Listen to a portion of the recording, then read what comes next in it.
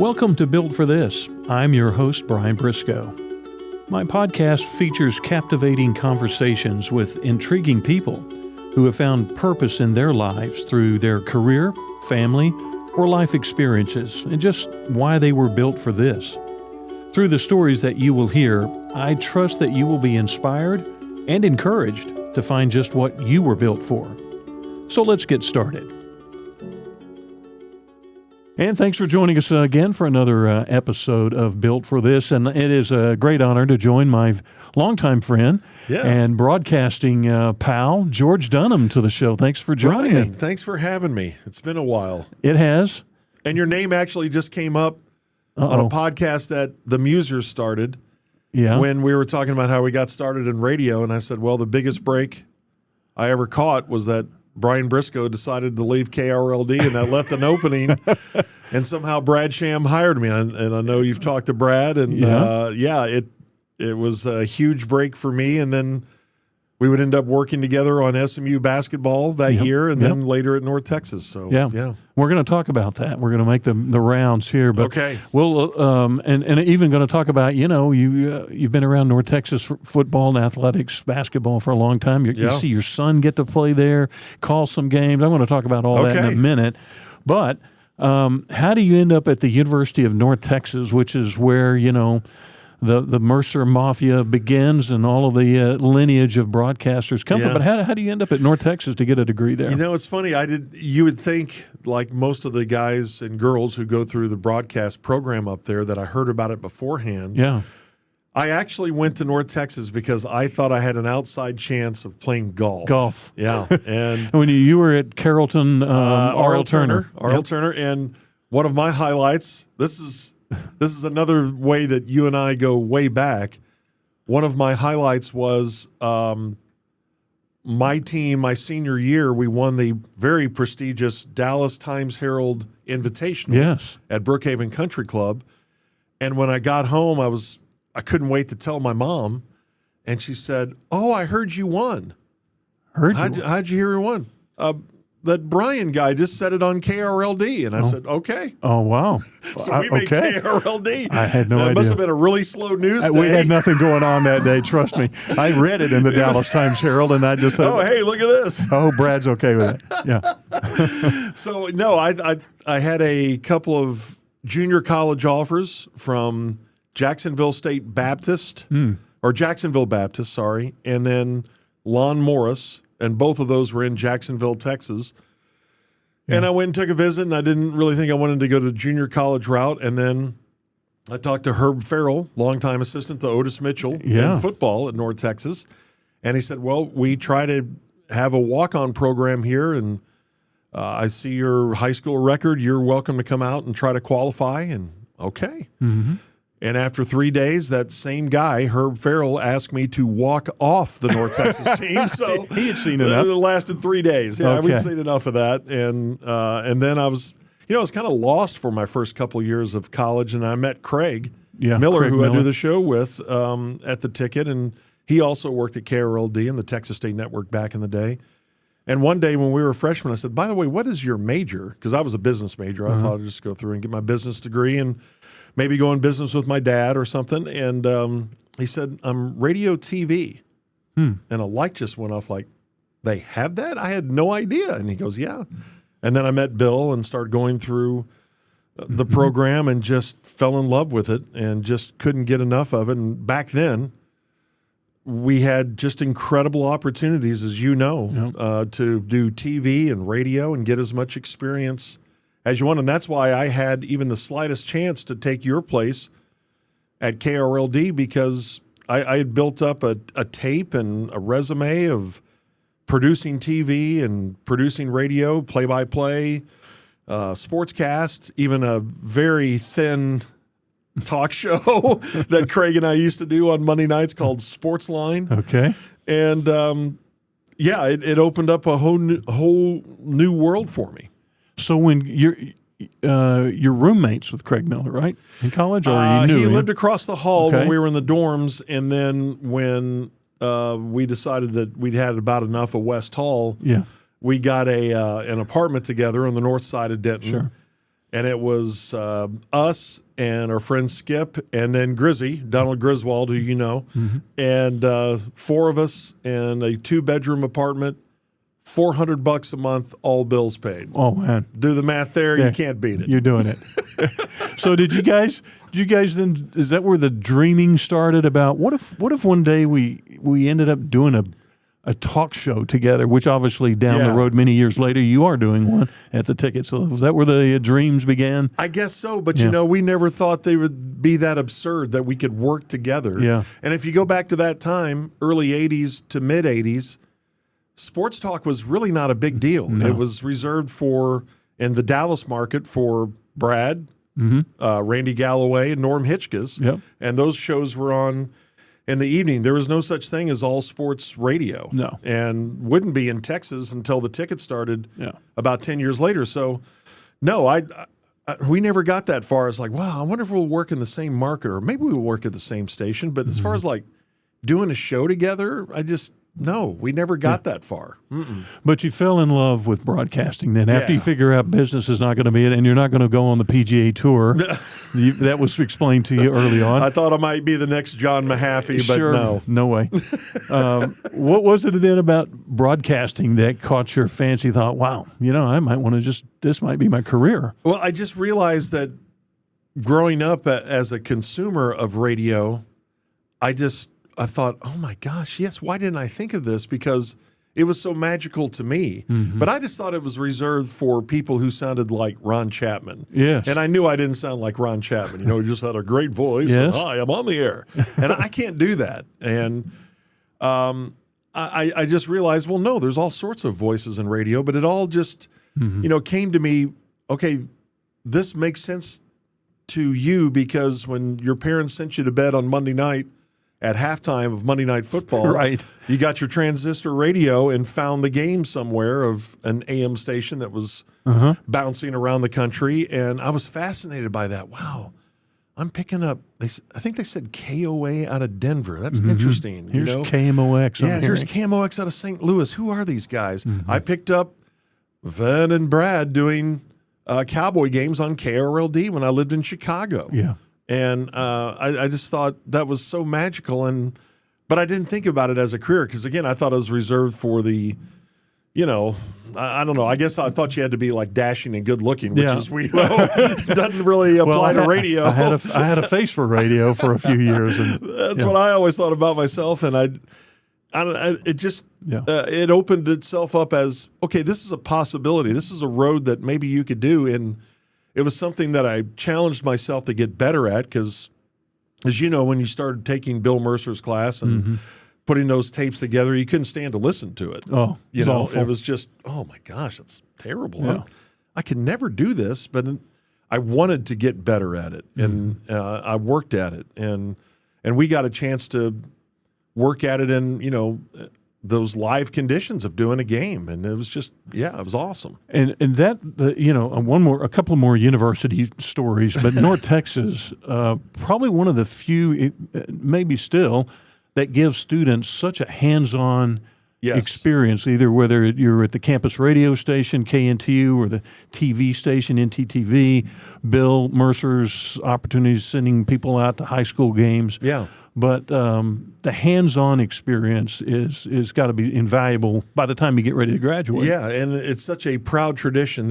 It goes all the way back to Phyllis George, and when Bill started telling her, women can do sports, of course they can. Yeah. And that sounds absurd now that you would even ask that question, but she became the first female network sportscaster on the NFL Today. So, we need another Bill Mercer is what we need at North Texas. We won't get into it now. I could make some really strong editorial comments. It's not the same there now as it was when we were there. And, I think it's up to us to get it changed back to what it was because I want to try to give back. And for those students, I want that same opportunity. And that's what made us different at North Texas. Well, let's talk a little bit about that. And we're going to work our way up to KRLD and the ticket. But I know you have a great love for the university and worked on the broadcast with Bill, and then part of it, you and I worked on for a while, but many, many years, decades on the network there. 25 years calling Mean Green sports, athletics. But like you said, the impact that Bill Mercer, who spent his lifetime there, it seems like, creating his own career, but giving students the opportunity to do that.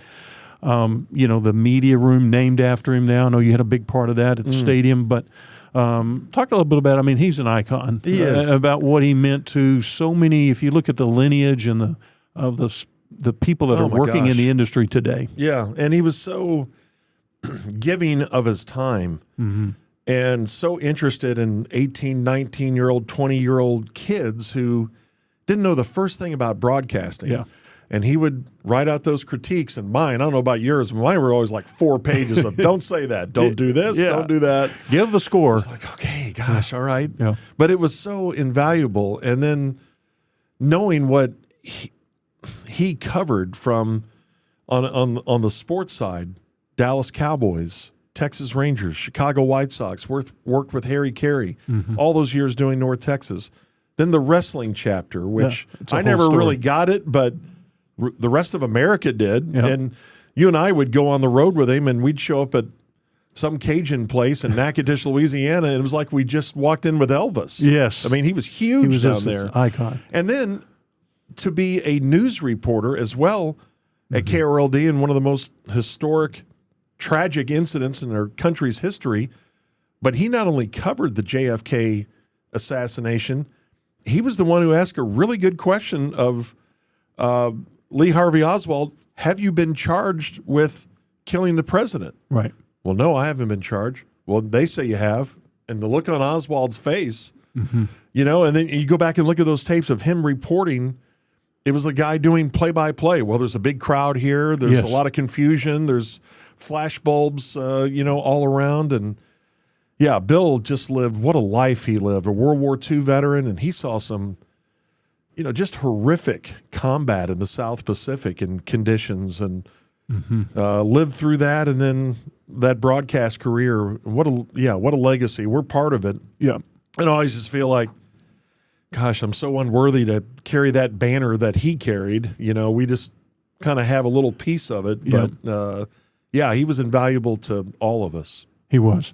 You mentioned, that he was on the scene of the JFK assassination. It seems like, and not to go on too much about Bill, but he was so adaptable at whatever he did. He worked morning radio with Ron Chapman, as you mentioned. Yeah. But then before that, like you said, it was When the News Went Live. I think that was the piece about that. And here's a guy reporting on the scene, but he's really a sportscaster, right? By trade. Let's put him down there where they have the assassin. Right, they're about to put him out to talk to the media. Right. Just incredible. But you're right. He instilled that into all of us who would follow beyond. His footsteps. No, and he listening to those old tapes, and that's what it really hit home with me too, as Bill would describe how he would call a baseball game, and he always told that story about one of his biggest fans was someone who had listened to him do baseball, and he was blind.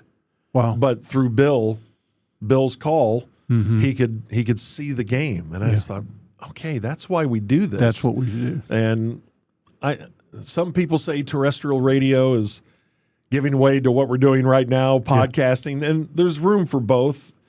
As I've said a number of times since we started doing a podcast, to me, whatever community you live in, there's still a need. What's going on in my community right now? What's the weather? What's the latest news? Yeah. What's traffic?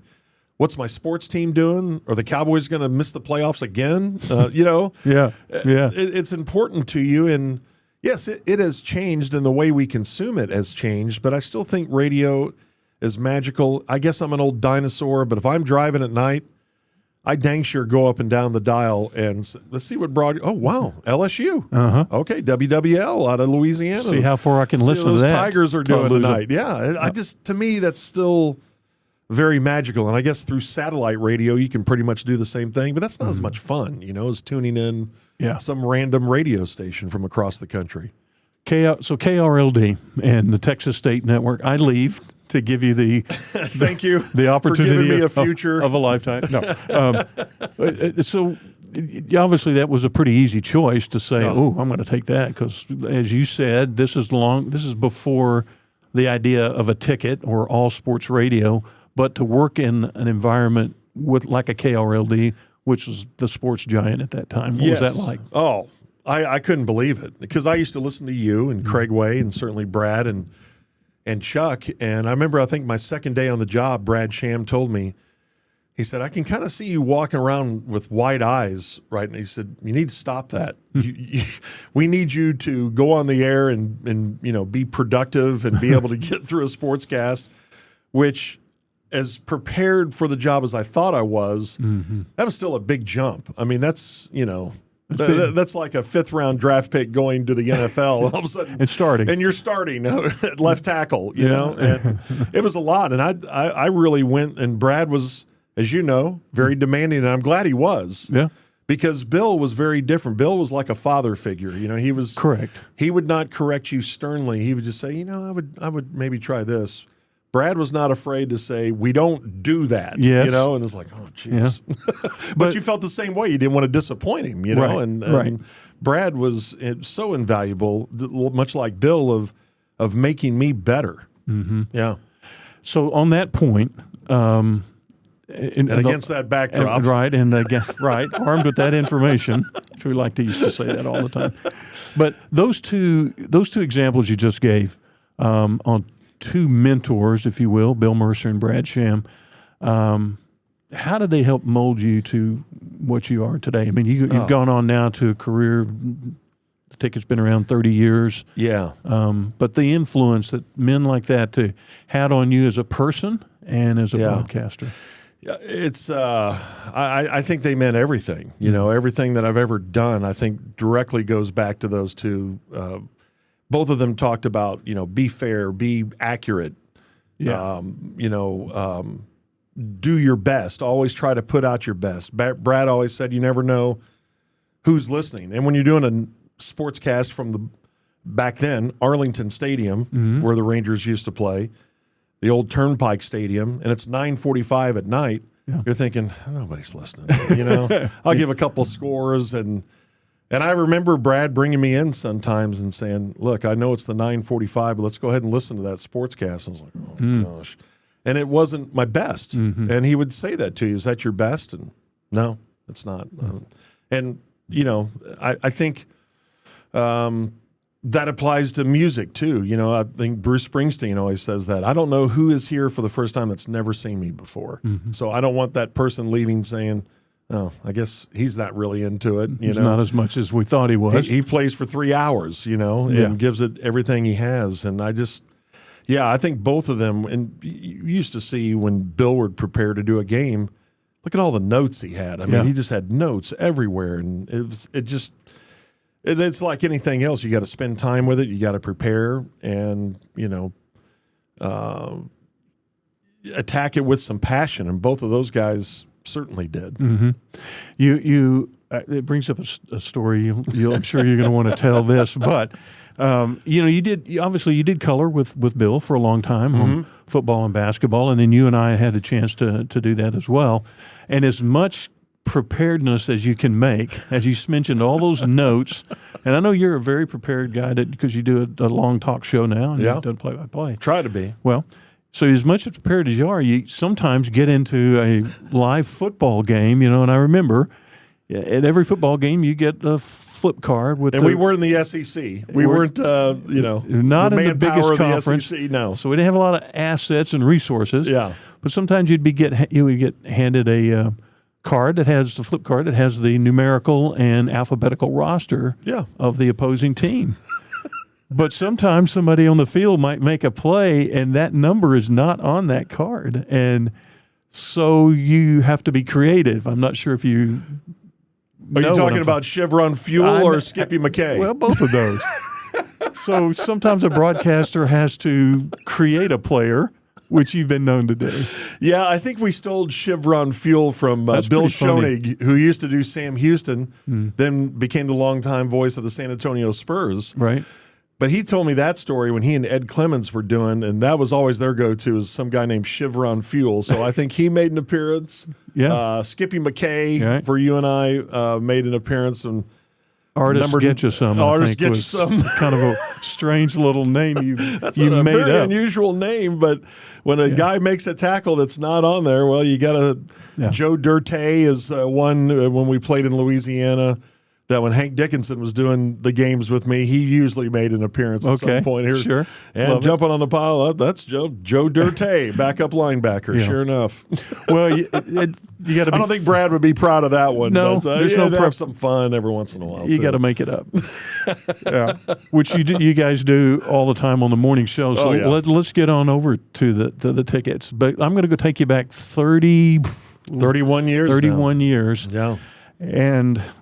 The idea of that coming along, I think you and I were working the North Texas football season before this thing called The Ticket, All Sports Radio comes about. And I told you about it. I said, what do you think? Yeah, and I'm thinking, what? What? Yeah. All sports? Because, we're used to doing sports. Okay, you do a sports talk show for a couple of hours. But not all day. It was probably one of the biggest kept secrets imaginable that this thing might come along.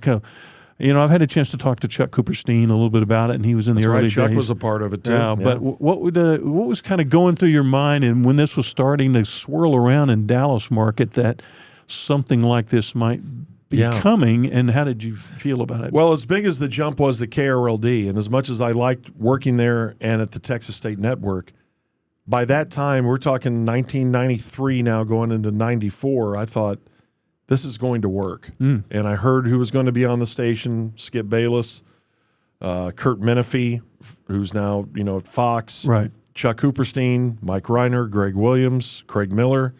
And then I was kind of thrown in towards the end of do a show with Craig. And I think I was a lot like you, I'm sure. You thought you could maybe, do play-by-play, sportscast. Did you ever even think about a talk show? No way. No, and here we are. And now we're doing You're doing a podcast. Yeah. So there was some doubt in my mind of, okay, well, you've never done a talk show. What's that going to sound like? But as we've talked about on our show, I told Craig we were such good friends and knew each other so well that I was not intimidated by that, because I thought, okay, we can take some of the goofiness that we've had together, in a dorm room or an apartment, or an intramural basketball team, and then some of our love of sports, put that together and come up with something. And I think it can work. And I just knew how important sports was and still is in the Metroplex, especially the Cowboys, football. The Mavericks have had their runs, and then the Stars were just coming to town. And it just felt like it was just like the podcast world is picking up this big tidal wave. There were all sports stations that were popping up, New York, Philadelphia. It was starting to happen in the Northeast, and it was working. And I thought, well, yeah, that'll work here. But not many other people in town thought that. No. When we started, it was like, okay, no one's going to listen to that. And I think if we would have just gone on the air and just given scores and just kind of talked generically about sports and not let our personalities out and talk about not only the Cowboys, but maybe the last movie we saw, just like you do here on a podcast. You have conversations that are interesting and dynamic and, maybe conundrums you come up with in your everyday life. Had we not done that, I don't know that it would have worked. And if we didn't have the collection of characters that we had, which was quite a collection yes, it was. of some pretty wild people, I don't know if that would have worked either, but somehow it's worked. And as Gordon always says, there's a magic about the ticket. We really don't know what it is, but we don't really want to mess with it. We just know it's there. It's there. Yeah. And when you heard about this, and Mike Reiner was a big driving force behind this and long time in the radio business there. So it's interesting. It was a collection of you had some top names, Skip Bayless. But you had a lot of guys who had not had their shot yet. That's what I was going to get at. That a lot of these, that this was going to be, and it turned out to be, their shot at making something of their career, making a name for themselves, and really just being given an opportunity. They were always kind of in the second or third level, hovering around in the market, which that in itself I always thought was a fascinating chance that the that Mike Reiner and others were going to take to put that out there. But as you mentioned, somehow there was this chemistry of people. And what do you think about the lack of a better word, the shtick element that was going to be a part of this, that it's not just coming on and we're going to just talk sports? And, that just evolved, too. We didn't plan the station and say, okay, we're going to crack jokes and we're going to do, maybe even try characters, like a fake character or something. You've been known to do a few of those. It just kind of evolved, and it just, I don't know. I can't pinpoint when we said, okay, it just happened. And it was, Reiner used to always talk about it. It was organic, and it was. It was just. It was a mixture of personalities. It was a mixture of stories. It was a mixture of passion for sports, and we got just as much mileage of when Greg the Hammer Williams' hair turned orange as we did the Cowboys winning another Super Bowl. Yeah. So it was sports, which primarily to a male audience. But it's funny now, and somehow as this crazy ride continues, our women numbers and our adults 25-54 are stronger now than they were 20 years ago. Really? Which to me makes no sense. Yeah. But I can't explain it. It's just been, and I think those of us that were around in January 24th, on January 24th, 1994, when we went on the air, those of us that are still around really have this feeling of gratitude, and just we feel so incredibly blessed that we've been a part of whatever this has been. That's hard to describe. Well, it's changed the radio scene, certainly the sports radio scene. I mean, the ticket's responsible for that. When you had this opportunity, when you saw it coming, and then Reiner and others were reaching out, and you were talking to Craig Miller about it, I know you said you thought, oh, this is going to be great, but was there any hesitancy that I'm about to leave major thing? And then the early years of the ticket, I'm sure it was like, I had two young boys. Are we going to make this? Right. And, we were supposed to go on the air. Craig and I gave our notices to KRLD and the Texas State Network in October. And because we thought we were going on the air late November. Okay. Then that became early December, mid-December, January 1st. And it was a money thing. They had to come up with enough capital to get the deal done with Bonneville Broadcasting is who they bought it from. And finally they did, and we went on the air. But even when we went on the air, I mean, you talk about shoestring budget in a studio that wasn't ours, that we were still broadcasting in Bonneville's studio that was not meant to do a talk show. It was a music show, and if your producer ever had to talk, you'd have to take a mic and swing it to the other side. And good times. Our producer would also have to bring in, if we went to calls, like a sheet of paper with. We had no call screens or anything like that. I mean, it was just seat of our pants is how we were flying. But again, going back to North Texas, Craig and I could deal with that because we pretty much did a fake sports show on KNTU because we didn't have listeners, I don't think. And I know we didn't have callers, but I knew when I went into a Monday night show, I could tell him, could you record a call about North Texas football, the Cowboys, and maybe a preview of the Mean Green basketball season? And he would do 3 different voices. Okay. So I knew I had at least 3 calls to go to that night. I mean, so we kind of faked our way through it before. Yeah. So we applied a lot of that to, when we started, and we really didn't know what we were doing. And we just kind of went, and we just kind of made it up from day to day. Well, and so many a lot of personalities have come and gone over 31 years, but there you are, Craig Miller is still there, and Gordo and all those kind of people. And now people like Bob Sturm have been there for 26 years. Yeah. And Corby, he's been there for right at 30 years. Yeah. So we've had a lot of people who have stuck around that's a long time in radio. It's a long time. Yeah. Speaking of a long time, so how long do you think you're going to ride this ride? You probably get asked this all the time. Well, it depends. What's today? Ask me tomorrow, I may have a different answer. Yeah. Now, I know you've changed jobs later in your career, and that's scary to me. I'm sure it was scary to you to think about doing something else. And I'm not ready to quit or retire just yet. Mm-hmm. I'd like to think it would be like it was when I stopped doing North Texas games. I knew when the time was, when I got back one night at 3 o'clock in the morning, knowing that I had to be on the air in a couple of hours, like 24 hours. I had to watch the NFL Sunday and then be at work. Yeah. And I thought, I'm not 28 years old anymore. I was in my 50s, and I thought this would be, I think, a good time to let someone else do it. And I've had a great run, and I think I'll get that feeling about the show. I'm not quite there yet, but we're getting there. Craig, I just turned 60. Craig's about to turn 60. Mm-hmm. And you start thinking about those things, and I know that doing morning drive has taken years off my life. I know it has. That's a tough thing. It's been a grind. One thing that has helped, going from 6 to 9 instead of 5:30 to 10. And while some people have complained about that, saying, "Oh yeah, you guys have mailed it in." Okay, well, what were we doing from 1995 until 2024 when we worked 4.5 hours? Yeah. I didn't hear y'all complaining, hey, you're working too much, but we were. Very few shows go 4.5. Long show. 4.5 hours. What the heck were we thinking? I'm just trying to get through this podcast here with you. Right. And we had to do 4.5 hours every day. There were 3 of us, but still, it was a long haul. And I think after, pulling that wagon all those years, we just kind of looked at each other and said, hey, wait, are other shows doing this? Yeah. And Craig did a survey of around the country. We were the longest running morning drive show by time each morning, but also from what we could tell, the same 3 guys on the same station, we don't think it's been done in Dallas-Fort Worth.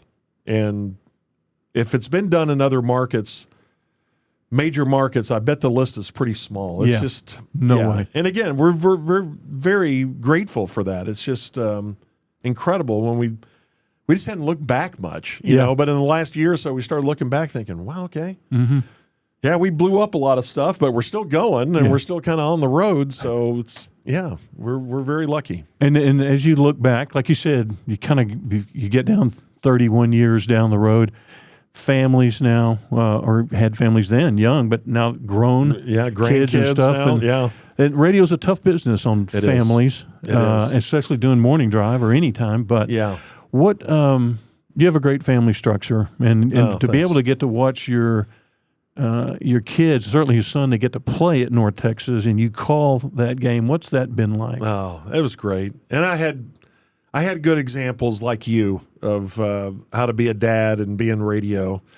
You and Deanne did such a great job with the girls, and I have such fond memories of that. Our families used to travel together when we would go to North Texas games, and I still quote you all the time. If we're on some, in fact, we went on a vacation this summer, and we had a flight cancellation, so we had to drive from the small airport and outside of Telluride, Colorado, to Denver, about a 5.5-hour drive through the mountains, through a hailstorm, and we finally get there, and it's we've been on the road all day long, waiting at the airport, and then getting in a rental car and driving.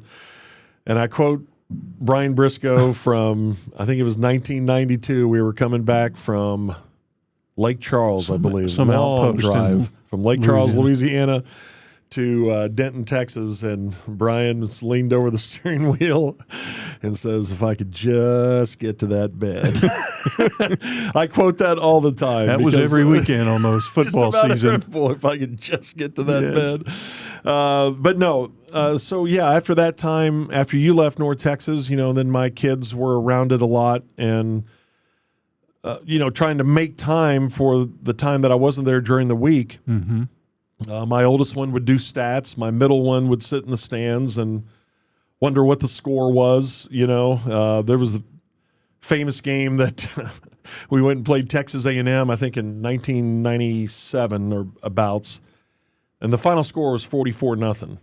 But my middle child, who at the time was my youngest, Blake, was playing cars and dinosaurs in the stands, and the final gun goes off and pops his head up. Did we win? No, hasn't been 44-0. But he's the one who went on to play for the Mean Green. So they were around it. And then when Scotty was born, he started spotting, pointing out who was on the spotter board. He did stats. And so they were around it. And, I used that as a way to keep us together on the weekends because I was gone so much during the week. And, yeah, when there were times where Blake was playing on the field, Scotty, my youngest son, would be spotting, and then my oldest son would be doing stats. Wow. So it was, and Kelly my wife would be hoping that he was a deep snapper, and hoping that every snap would be, perfect. And, not get the punt Pretty much blocked. all of them were. He was really good at it. And now he's coaching. Yes. And he went into the coaching profession. And, a lot of times we will go to a game as a family. His brothers will be there. And now my daughter-in-laws and my grandchildren. And it's still, through all of this, whatever this has been over the last 37 years now, going back to 1988 when I got that opportunity. Mm-hmm. When you left KRLD, it centers around sports. A lot of our family life still does. Yeah. And I know you. I want to talk music. Yeah, because that's the other part that it's. I know that's a big one, and some of the charity stuff you do. But one more little broadcast thing. You've always been very connected to the University of North Texas students. The Bill Mercer class still goes on, and it gets a lot of Hank Dickinson still keeping that going, right? And gets great speakers, and I know you go back a lot. Yeah. Other than don't get into the business. No. What encouragement do you have when you see all these people that are going through the same classes that you and I did all these years ago? How do you encourage them or inspire them to chase that dream? Yeah, I just try to say you're at a great place. You have an opportunity here, make the most of it. Because I remember you probably had these students around you too that maybe they were RTVF majors, but you didn't see them at the radio station, or you didn't see them, up to 1 o'clock in the morning editing the Corky Nelson show, Yeah. And they weren't involved. And I just told them, you can't just come here, get a degree, take a couple of electives, do an internship, and then expect to get hired. If you want to be a cameraman, camera person, if you want to do play-by-play, whatever it is you want to do, you want to produce, do it here and build yourself a resume and a tape and learn how to run a board. I always tell them that. If you want to get into radio, run a board. By the way, I don't know if we could do that anymore. You and I could run boards all the time, but they've changed now. Not Look now. at these things. I know. What does that mean? I don't know. And I've got the faders, but what are all these lights mean? I need big round knobs and a cart machine to put in something all these digital. What's that? I don't know. All I know is it's working. As far as my producer can tell me, that's all I know. Turn on mic. Yeah, sure. We can do that. Yeah, that's it. But I tell them just get involved and that whole thing about Bill's voice would keep coming back saying just get out there and experience it. And who knows, you may find that you don't want to be in front of the camera, you want to be behind it. You want to be producing, or the same thing in audio. You want to learn how to edit. Maybe a light goes off there. Mm-hmm. That's another thing we used to be able to. Can you edit audio now? Oh, no. What? I need a razor blade. Screens, right. Reel to reel. Reel to reel. We're kind of dating ourselves a little bit here. Yeah, Sammy Sauls used to draw two circles on the board with a dot in the middle. What are these? Reels. Right. Learn that. Learn that as your friend. That's funny. All right. Let's talk music. Okay. Well, maybe your second love, or maybe becoming your first love. Yeah. How did, you play guitar and I don't know what else, but you've got a group, the Bird Dogs. The Bird Dogs. And when did that love, or has it been a lifelong love, all the way back to high school or something like that? Yeah, it dates back to that. And really dates back, I'm going to have to go back to when I was 4 years old and my brother came home from college. I was the youngest of five. And now my late brother, Tad, came home from college, and he played guitar, and he played Truck Driving Man, and then he played a couple of other Buck Owens songs, and I thought, that's the coolest thing I've ever heard. And I was just so drawn to music then. And I don't remember it, but even before that, when I was in diapers, my brother had a band, and he would practice at our house before my dad got back from work, because my dad thought the Beatles and Elvis were going to be the end of the world. Sure. And the Rolling Stones were certainly going to end it. Absolutely. So he hated rock and roll. So they would practice. My mom would let him practice at her house. And apparently I was there in my diapers dancing along with him. And I think that's where it started for me, if you want to go all the way back. Yeah. And then, I just loved music. I loved rock. I loved some country. Buck Owens, all the truck driving songs growing up. I was a new waver, loved U2 and REM and that whole movement, The Fix, The Alarm and all that in the early 80s. Yeah. And I was in bands in high school and then even, a few in college, not real serious. And then got out of school and Kelly and I started having babies and you don't have time to play music. No. So my guitar sat there. I grew up playing violin from 4th grade all the way till I was a senior. And I found that as my kids got older, I really missed music. And then I had this kind of Blues Brother moment when I went to Billy Bob's and saw the Randy Rogers Band. And it reminded me of everything that I loved about music. All of a sudden, I was 4 years old again listening to my brother play a Buck Owens song. I was listening to the Beatles. I was listening to U2 at the Bronco Bowl because everyone around me that night at Billy Bob's was singing every word to every song. And I've always played violin, and there's Brady Black playing fiddle like I'd never heard it before. And a light just went off of, man, this is amazing. Whatever they are doing.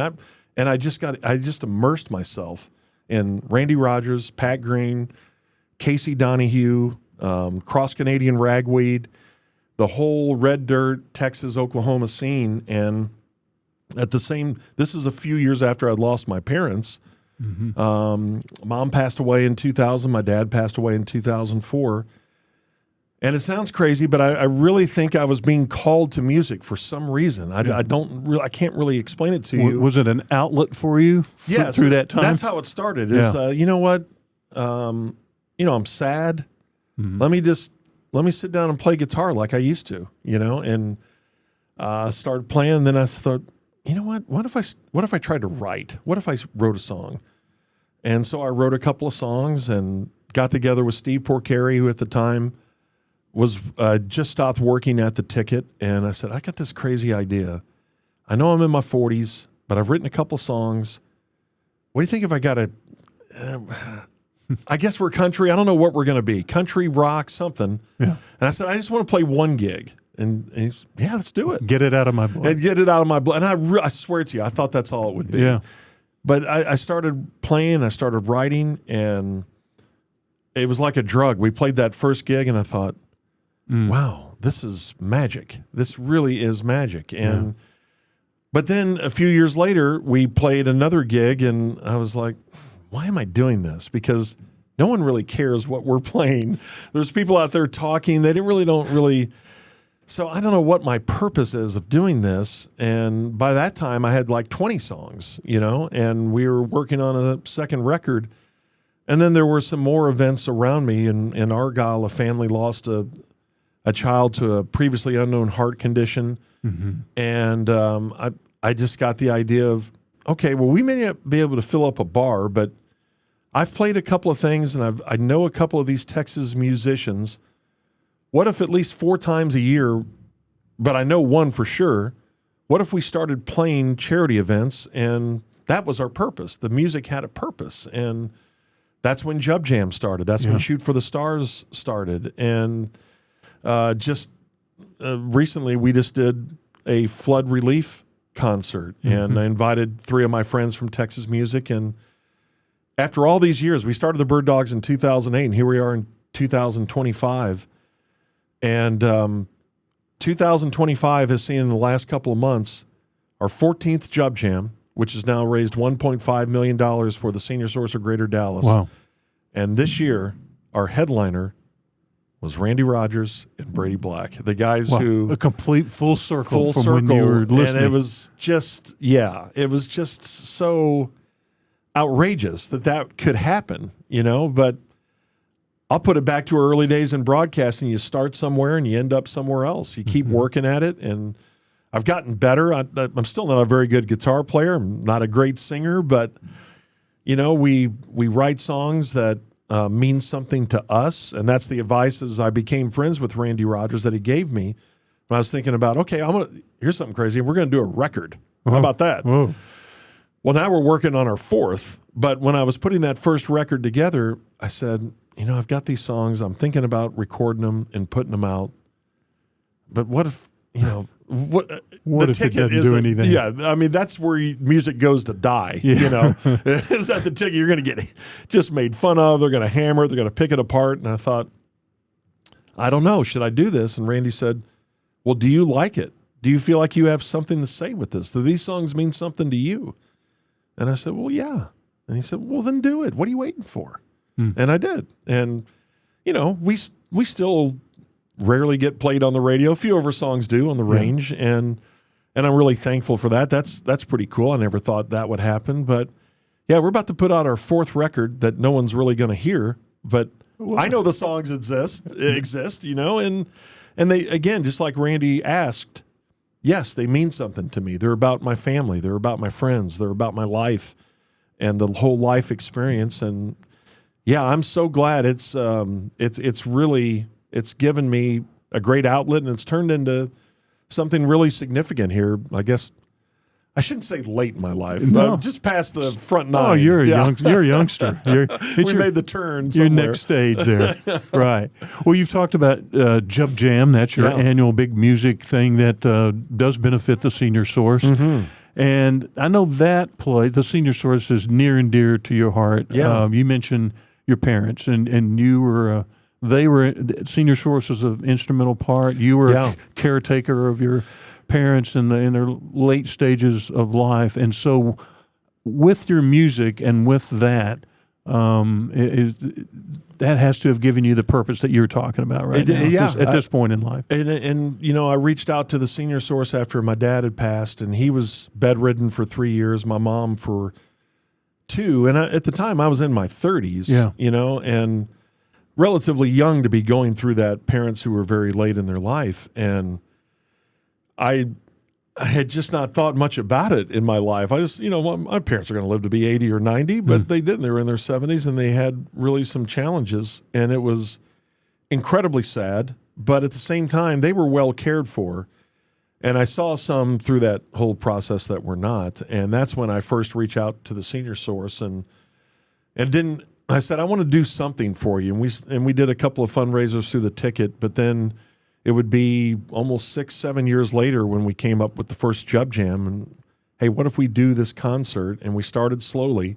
Mm-hmm. And the first one, I think we raised $18,000. Now, to me, that's not bad. That's a pretty good deal. That's a little.